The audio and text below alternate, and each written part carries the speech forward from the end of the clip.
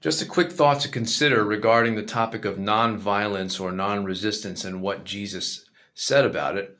Often in this subject, when people are talking about it, debating about it, passages like Matthew 5 or Luke 6 come up. There are a few other passages. And they kind of debate about, well, what did he mean, and what's the context, and what are the implications, and those kinds of things. The point that I want to make here is that even if Jesus never said anything about this, if all we had was his example, that would be enough to bring us to a firm position on nonviolence if we're really taking seriously discipleship and following his example, being disciples of not only his teachings, but his life.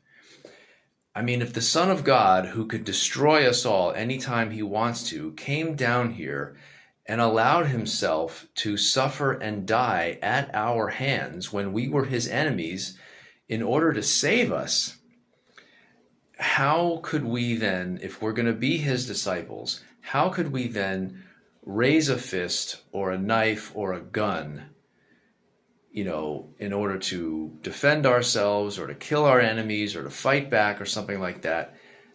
I mean, how could we be his disciples and do that?